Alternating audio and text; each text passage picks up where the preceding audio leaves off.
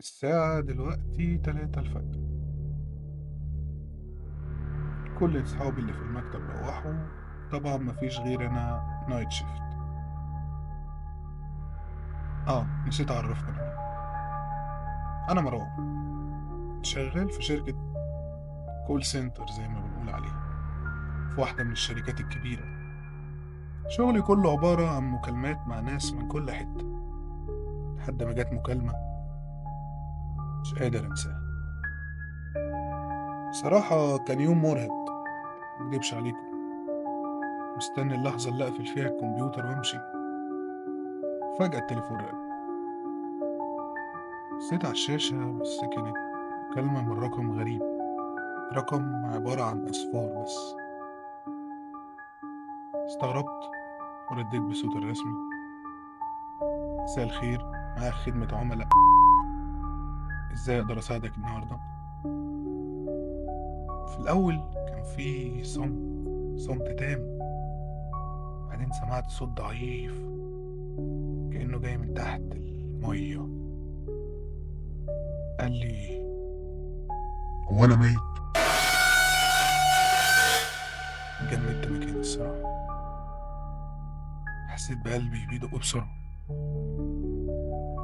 الصوت كان مهزوز، أشبه بحد بيهمس وسط صدى بعيد. قلت له: حضرتك بتتكلم بجد يا فندم؟ ده رقم خدمة عملاء.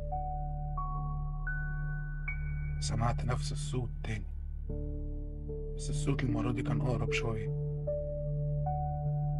قال لي: أنا كنت هنا، كنت معاك، بس دلوقتي الدنيا ضلمة، مش عارف أخرج. بعدين الخط قطع. قمت من على الكرسي بسرعة، مش عارف أتصرف إزاي. قلت يمكن حد من صحابي بيهزر معايا. لأ، أكيد لأ. طب إزاي أتغير الرقم؟ لكن قبل حتى ما أكمل تفكير التليفون رن تاني، نفس الرقم. إيدي كانت بتترعش. التليفون بيرن بنفس الرقم للمرة التانية. المكتب كله فاضي، كله ساكت، إن الزمن وقف. معرفش ليه.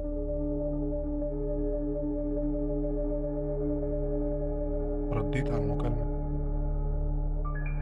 قبل حتى ما اتكلم سمعت نفس الصوت، المرة دي كان أقرب، بيقول لي: مروان، انت شايفني؟ انا جسمي اتشنج في ساعتها، حسيت بجسمي كله تلج. هو ازاي اعرف اسمي؟ انا ما قلتلوش حتى انا اسمي ايه. بصيت حواليا، قلت يمكن حد معايا في المكتب. لقيت المكتب كله فاضي، كله خلص شغله ومشى ومفيش غير انا لوحدي في المكان. بلعت ريقي، قلت له بصوت متقطع: انت مين؟ انت مين وعايز ايه؟ الدنيا سكتت لحظة. بعدين سمعت صوت نفس حد تقيل ومرعب. فجأة الخط قطع.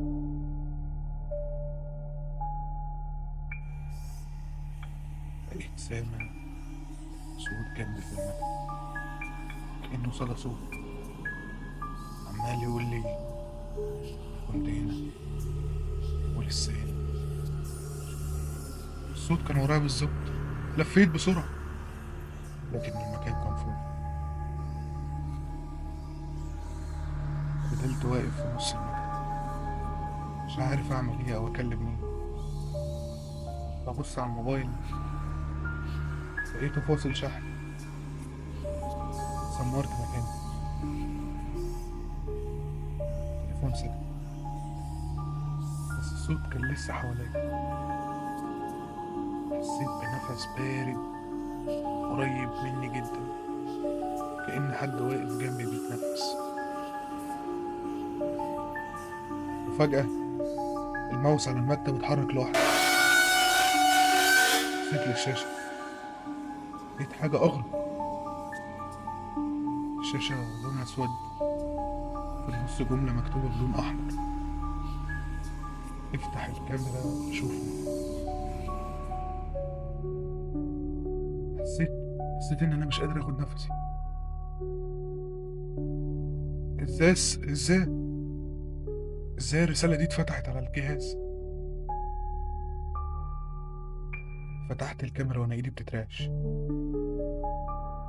الشاشة كان لونها ابيض في الاول، بعدين بدأت الصورة توضح والدم اتجمد في عروقي.